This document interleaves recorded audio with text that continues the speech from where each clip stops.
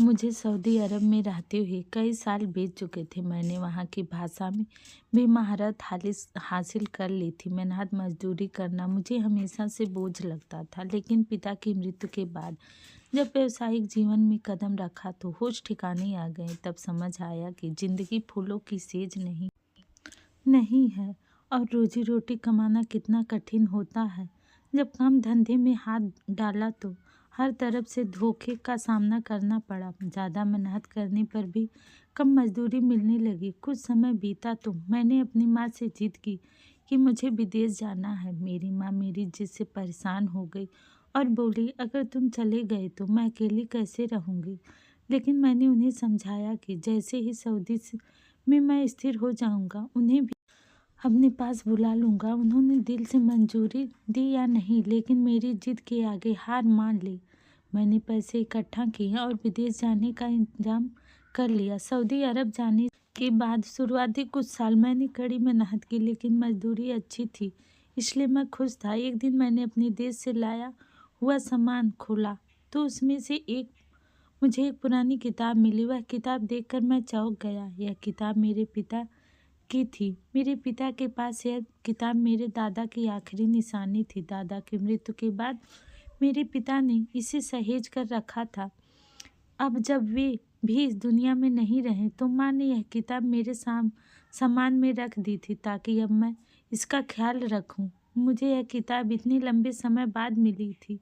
जब मैंने वह किताब खोली तो दंग रह गया। मैंने तुरंत उसे पढ़ना शुरू किया और फिर पढ़ता ही चला गया। वह किताब बहुत काम की थी। उसमें कई बीमारियों के घरेलू इलाज बड़े विस्तार से लिखे गए थे। ऐसी बीमारी जिनके बारे में लोग बात करने से भी झिझकते थे और डॉक्टर के पास जाने से कतराते थे। इस किताब में हर ऐसी बीमारी का इलाज मौजूद था। मेरे दादाजी बहुत मशहूर हकीम थे।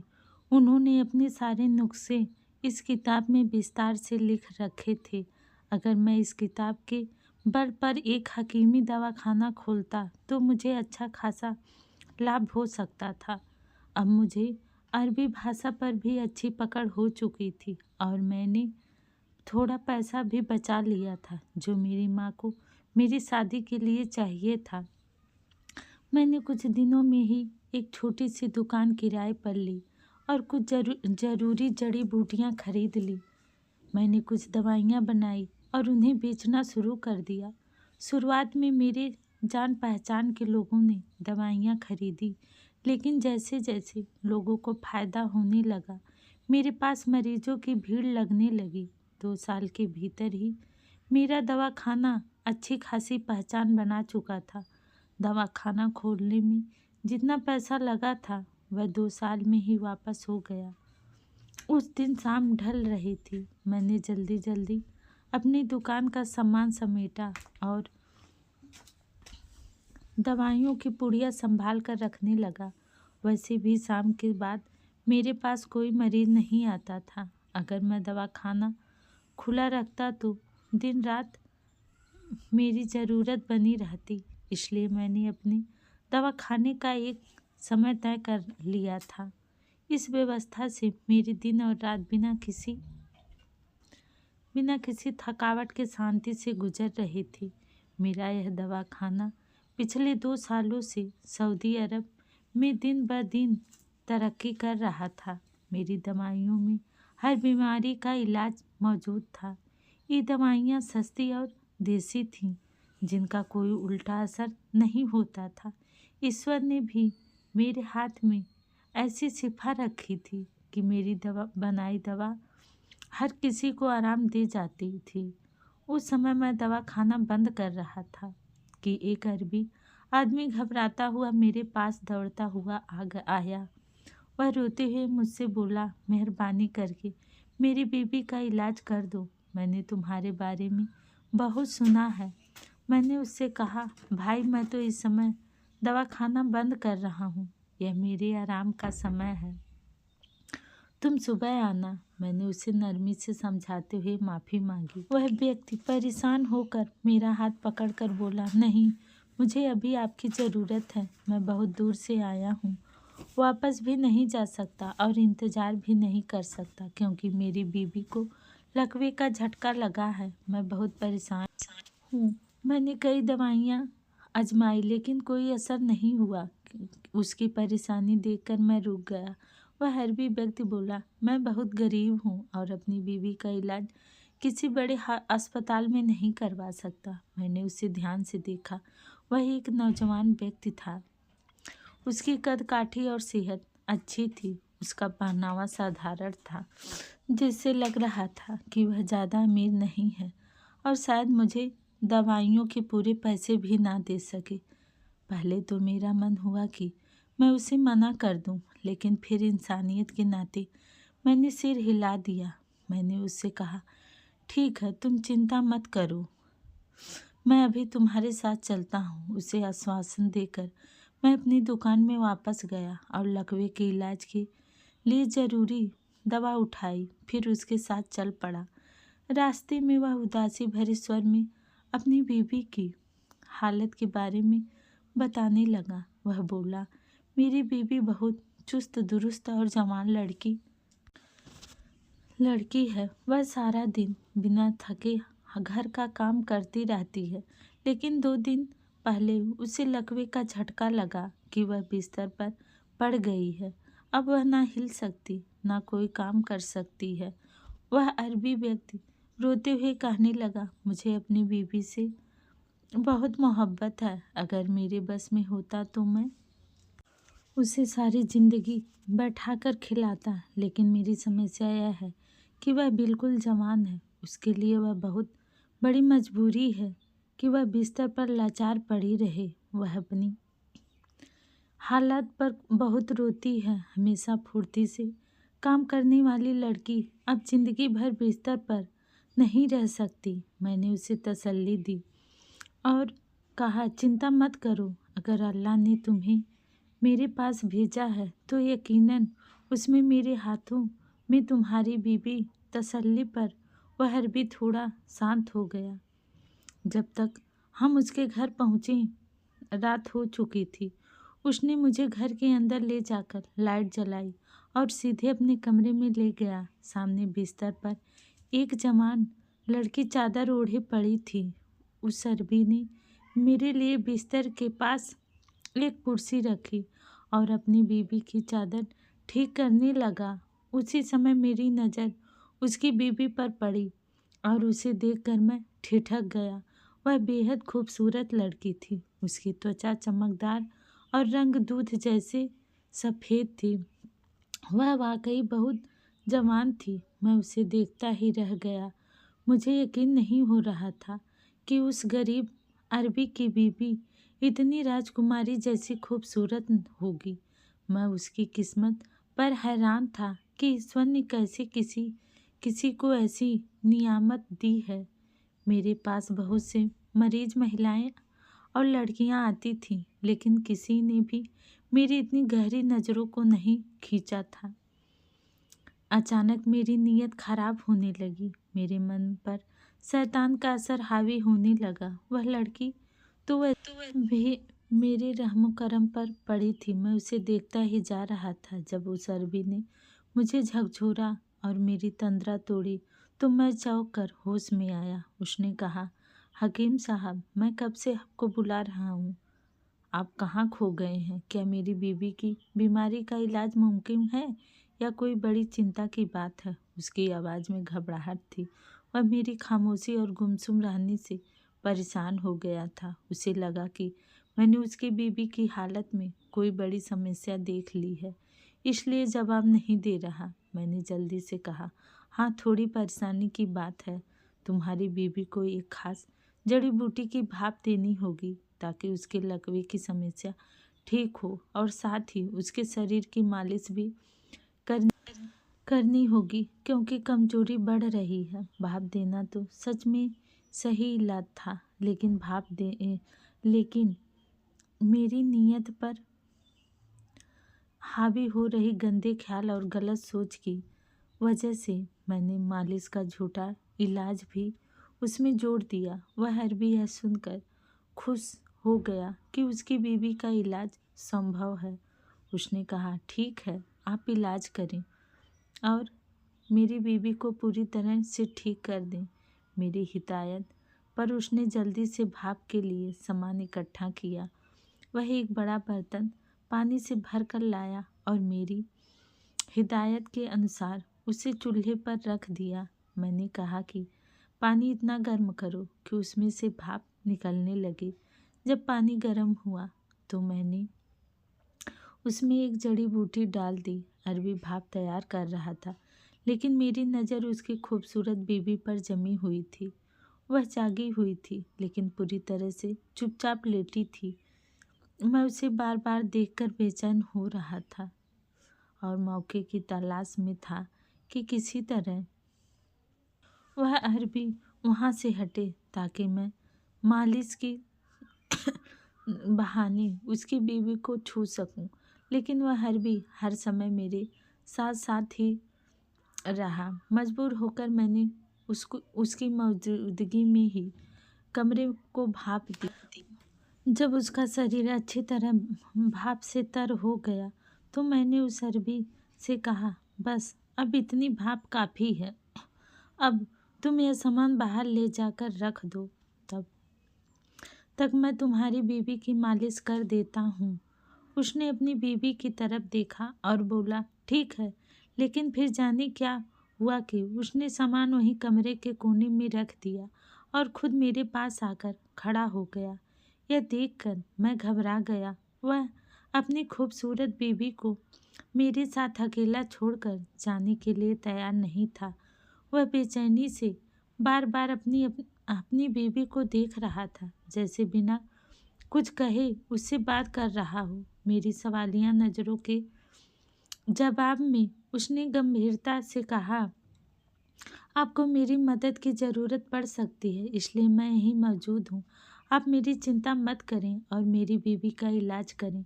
एक डॉक्टर को इससे फर्क नहीं पड़ता कि मरीज के घर वाले मौजूद हैं या नहीं।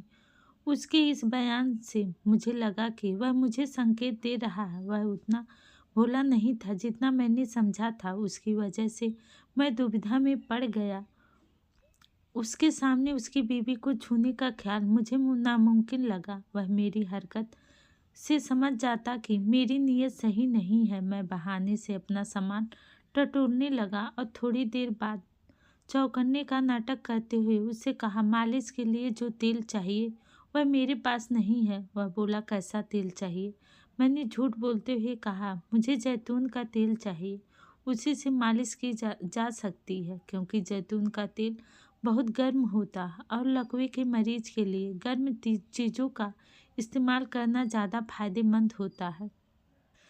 मैंने उससे कहा, मैं अगले दिन जैतून का तेल लेकर आऊँगा और उसे गर्म करके तुम्हारी बीवी की मालिश करूँगा। मेरी यह बात सुनकर वह अरबी नाराज़गी से बोला, ऐसा नहीं हो सकता कि मैं खुद अपनी बीवी की गर्म तेल से मालिश ना कर सकूं। उसने कहा, जैतून का का करना कोई मुश्किल काम नहीं है। उसके जवाब पर मैं ठिठक गया। मैंने सोचा ही नहीं था कि वह उस खूबसूरत लड़की का पति है और मेरी बातों से वह तंग आ सकता है। किसी डॉक्टर से इलाज करना अलग बात थी, लेकिन एक हकीम का घर आकर इस तरह के अजीब और बेवजह सुझाव देना उसकी छठी इंद्री को जगा चुका था। अगर मैं उसकी बात तुरंत मान लेता तो वह यही समझता कि मेरी नीयत खराब थी। इससे मेरी बदनामी हो सकती थी और मेरा कारोबार भी बंद हो जाता। जो महिलाएं और लड़कियां मेरे पास इलाज के लिए आती थीं, वे भी सतर्क हो जाती। मैंने घबराकर कहा, नहीं, यह कोई आम मालिश नहीं है। अगर ऐसा होता तो मैं खुद तुम्हें ऐसा करने को कह देता, लेकिन लकवे के मरीज की मालिश उसके प्रभावित हिस्सों पर एक खास तरीके से की जाती है। वह तरीका केवल मुझे या मेरे जैसे किसी विशेषज्ञ को आता है।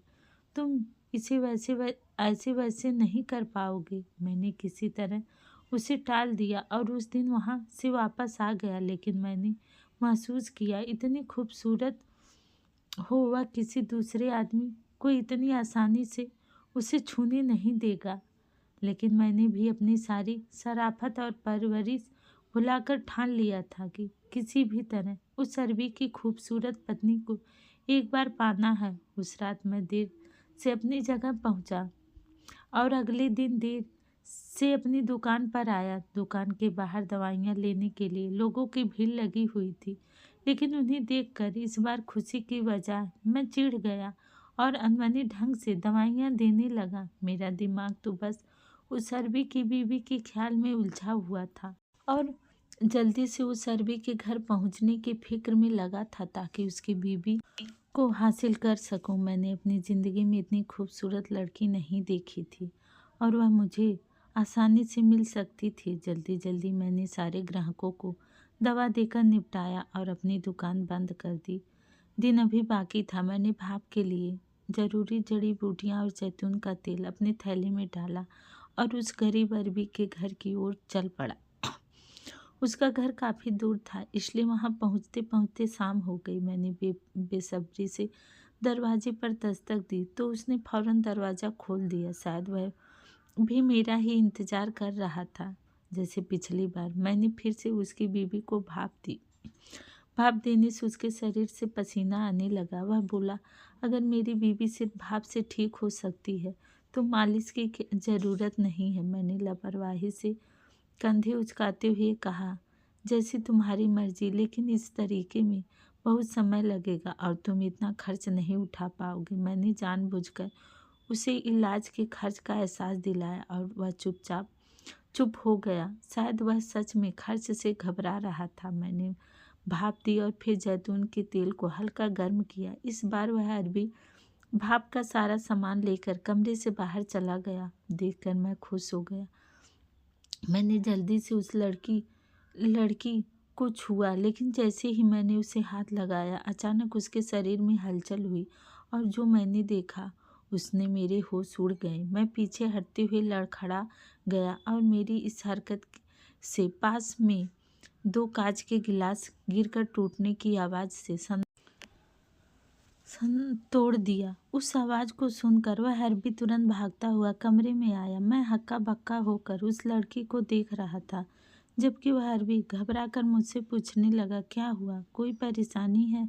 वह अपनी बीवी को देख रहा था जो अभी भी बिस्तर पर चुपचाप पड़ी हुई थी, लेकिन मेरी जुबान बंद हो गई थी। जो मैंने देखा था उसे बताने की हिम्मत मुझ में नहीं थी। अगर मैं कुछ कहता तो मेरी पोल खुल जाती। मैं घबराकर अपना सामान उठाया और वहाँ से निकल आया।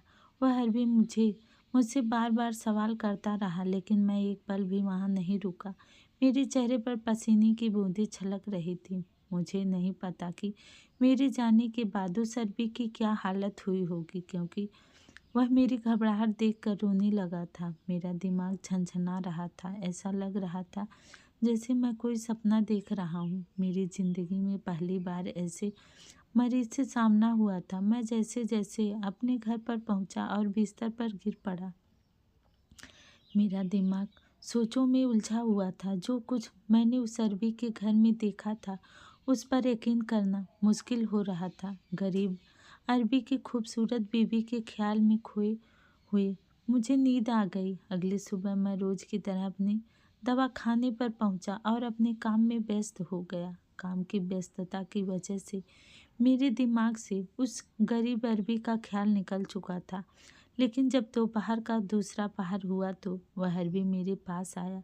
इस बार उसका चेहरा जोश और खुशी से दमक रहा था और उसके होठों पर मुस्कान थी।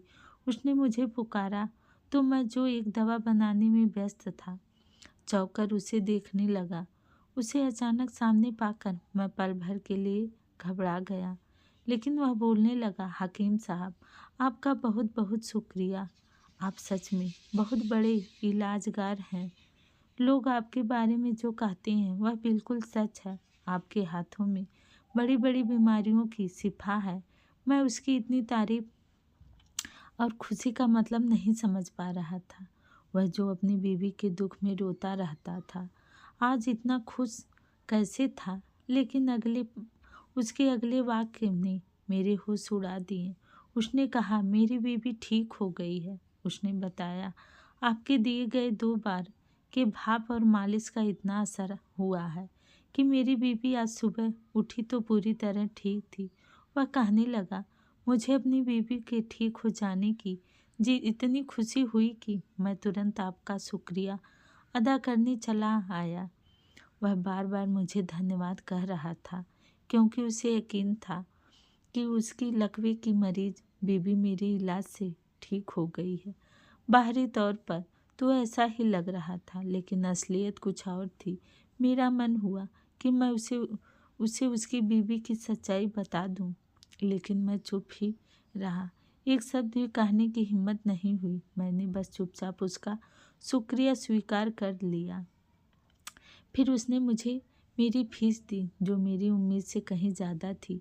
इतनी बड़ी रकम देखकर मैं हैरान रह गया। तब वह अरबी थोड़ा शर्मिंदा होते हुए बोला, मैंने यह पैसे अपनी बीवी के लिए सोने का कंगन खरीदने के लिए जमा किए थे। यह उसके लिए एक तोहफा होता, लेकिन अब मुझे लगता है कि इस तोहफे से ज़्यादा ज़रूरी आपकी फीस है। आपकी मेहरबानी से मेरी बीवी चमत्कारी रूप से ठीक हो गई है। सोने का कंगन तो मैं फिर कभी पैसे जमा करके खरीद लूँगा। उसकी नीयत और अपनी बीवी के प्रति उसकी सच्ची मोहब्बत देखकर मुझे उस पर रश्क हुआ, लेकिन उसकी बीवी के बारे में सोच सोचकर मेरा मन कड़वाहट से भर रहा था। वह रात जो मैं उसकी बीवी के बारे में जान चुका था, मुझे भीतर से बेचैन कर रहा था। अगर मैं उस अरबी को सच्चाई बता देता तो उसकी खुशी एकदम खत्म हो जाती। मुझे लगने लगा कि वह अरबी अपनी बीवी के धोखे का शिकार हो रहा है। उसे सच्चाई का पता चलना चाहिए। फीस की रकम रखकर मैंने अचानक उससे कहा कि मैं उसकी बीवी से एक बार और मिलना चाहता हूँ। अगर वह अनुमति दे तो आखिरी बार उसका मुआवना करना जरूरी है। यह कहते हुए मैं थोड़ा झिझक गया था, क्योंकि मुझे पता था कि वह अरबी मेरी वजह से पहले ही शक कर चुका था। लेकिन इस बार मेरी नीयत साफ थी और मेरा मकसद सिर्फ उसकी बीवी से बात करना था, ताकि उस चालाक लड़की का असली चेहरा उसके पति को दिखा सकूं। मेरे झिझक कर अनुमति मांगने पर वह अरबी गंभीर हो गया और कहने लगा, मुझे माफ़ करना। मेरी बीवी इतनी खूबसूरत है कि मैं अक्सर उसके लिए घबराता रहता हूँ। जब कोई उसकी तरफ ध्यान देता तो मुझे वह सताने लगता। वह मुझसे माफ़ी मांगते हुए बोला, आप तो नेक नीयत से इलाज कर रहे थे, लेकिन मैंने आप पर शक किया। इसके लिए मुझे शर्मिंदगी है। आप जब चाहें हमारे घर आ सकते हैं। उसकी माफ़ी स्वीकार करते हुए मैंने उसे दिलासा दिया। जब वह वापस चला गया तो मैं सोच में पड़ गया। मेरे मन में बार बार वह पल आ रहा था जब मैंने उसकी बीवी को छुआ था। मैंने उन्हीं विचारों में डूबा रहा और जल्द ही उसके घर जाने का फैसला किया। हालांकि व्यस्तता के कारण मेरे 2-3 दिन दवा खाने पर ही बीत गए और मैं उस अरबी के घर नहीं जा सका। लेकिन कुछ दिनों बाद जुम्मे की नमाज के बाद जब मेरी दवा खाने पर मरीज लगभग ना के बराबर थे, तो मैंने जल्दी से उन्हें उनकी ज़रूरी दवाई दी और दवा खाना बंद करके उस अरबी के घर की तरफ निकल पड़ा। वहाँ पहुँचने पर दरवाज़ा उसी अरबी ने खोला। उसने मुझे देखकर गर्मजोशी से स्वागत किया और अंदर ले गया। उसकी बीवी रसोई में बेहद खूबसूरत कपड़े पहने चाय बना रही थी। बिस्तर पर बीमार पड़ी उस लड़की का सौंदर्य अब सज धज और सुंदर कपड़ों में और भी निखरा हुआ लग रहा था। मुझे देखकर वह बुरी तरह घबरा गई, जबकि मेरे ओठों पर अनायास ही एक तंज भरी मुस्कान फैल गई। अपने पति के बुलाने पर वह मजबूरी में मेरे सामने आई और नजरें चुराते हुए हल्का फुल्का अभिवादन किया। फिर जल्दी से वापस रसोई में चली गई। वह अरबी मेरी खातिरदारी में लगा हुआ था, जबकि मैं उसकी बीवी से बात करने का सही मौका ढूंढ रहा था। वैसे तो मेरा इरादा यही था कि उस लड़की की सच्चाई उसके पति के सामने खोलूँगा, मगर मैं एक बार पहले उससे सच्चाई जानना चाहता था।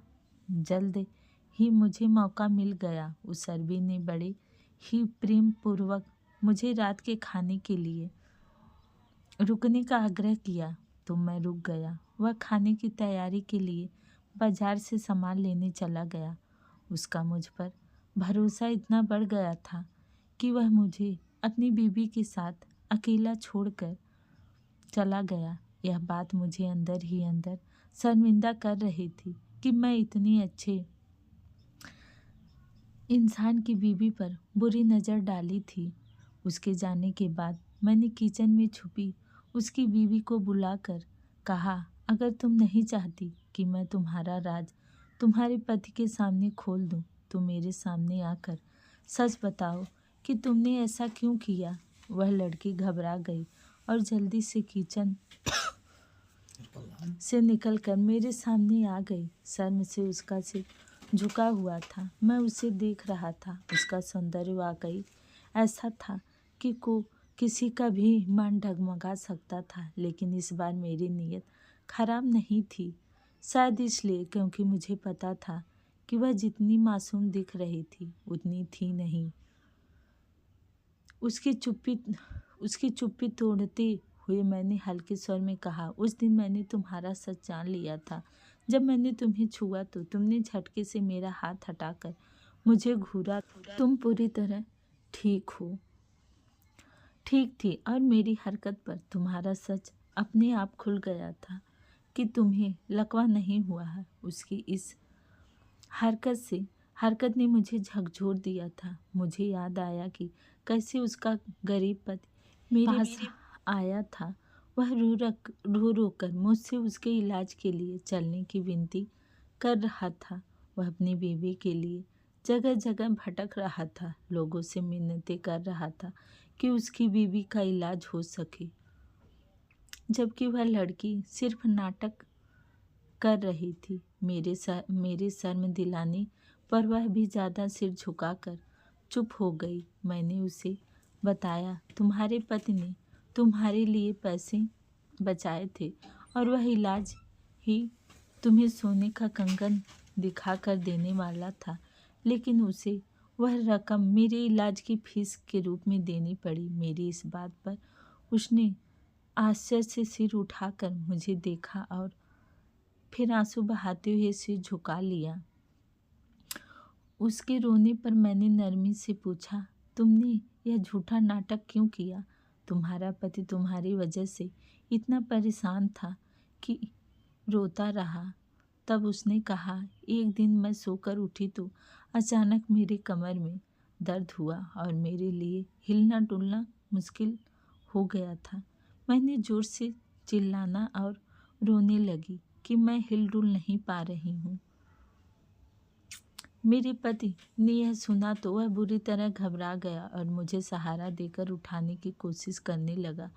उसके चेहरे की हवाइयाँ उड़ रही थी। वह बोली, मेरा पति मुझसे बहुत प्यार करता है, लेकिन उसके व्यवहार में हमेशा एक तरफ का रौब और गंभीरता रहती थी। लेकिन उस दिन मेरी चिंता में उसका नया रूप देखकर मैं हैरान भी हुई और अच्छा भी लगा। जब उसने मुझे सहारा देकर उठाया तो मैंने दाएं बाएं करवट लेकर कमर का बल ठीक कर लिया। मैं सही हो गई थी, लेकिन मुझे एक शरारत सूझी। मैंने सोचा कि पति को थोड़ा परेशान करूं। उसने आगे कहा, मैं बिस्तर पर गिरकर नाटक करने लगी कि मेरा शरीर बेकार हो गया है। मेरे पति ने यह सुना तो वह घबरा गया और तुरंत घर से बाहर चले गए। उनके अचानक घर से बाहर जाने पर मुझे हैरानी हुई। मैंने सोचा कि जब वह वापस आएंगे तो मैं उन्हें सच बता दूंगी कि यह मेरी शरारत थी। लेकिन जब वह लौटे तो उन्होंने बताया कि वह एक डॉक्टर से बात करके आए हैं जो मुझे देखने आने वाले हैं। यह सुनकर मैं सच नहीं बता पाई। उसे डर था कि अगर डॉक्टर आकर उसे सही सलामत देख लेता तो उसका पति उसे झूठा मान लेता। डॉक्टर आया, उसने सरासरी तौर पर जांच की और दवा लिखकर चला गया। इस तरह उसके पति की गंभीरता और चिंता को देखकर उसका नाटक लंबा खींचता गया। वह सच बताने से डरने लगी कि कहीं उसका पति गुस्सा ना हो जाए। वह बोली, मेरी मजाकबाजी मेरे लिए बड़ी मुसीबत बन गई। लेकिन जब तुमने मुझ पर गलत नीयत रखी और मुझे छुआ तो मैं बर्दाश्त नहीं कर पाई और तुम्हारा हाथ झटके से हटा दिया। तुम्हें मुझे इस हालत में देखकर हैरानी हुई और तुम डर के मारे वहाँ से भाग गए कि कहीं मैं अपने पति से तुम्हारी नीयत के बारे में ना बता दूं। यह सब बताते हुए वह लड़की रोने लगी। उसने कहा, पति के डर से मैंने अगले दिन उठकर यही कहा कि मालिश और भाप से मैं ठीक हो गई हूँ। मैं चुपचाप उसकी बात सुन रहा था, तभी उसका पति अंदर आ गया। उसे देखकर हम दोनों घबरा गए। वह अपना बटुआ घर भूल गया था, इसलिए पैसे लेने वापस आया था। उसने अपनी पत्नी की बात सुन ली।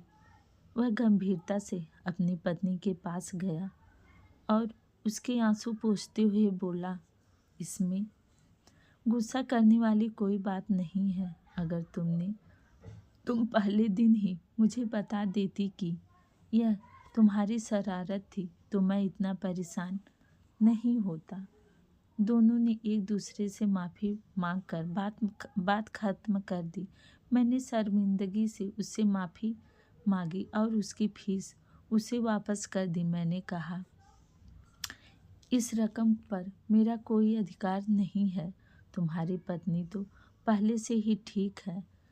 मैंने कोई इलाज नहीं किया। मैं वहाँ से चला आया। इस बार उसने मुझे खाने के लिए भी नहीं रोका। बस जाते जाते उसने एक बात कही जो मुझे शर्म से ज़मीन में गाड़ देने के लिए काफ़ी थी। तुम एक हकीम हो, अपने पेशे के प्रति ईमानदार रहो। लोग भरोसे के साथ तुम्हें अपने घर ले जाते हैं। इसका मतलब यह नहीं कि तुम उनकी इज्जत पर हाथ डालो। तो दोस्तों, कैसी लगी हमारी कहानी? अगर अच्छी लगी हो तो हमारे चैनल को लाइक, सब्सक्राइब एंड शेयर ज़रूर कीजिए। धन्यवाद।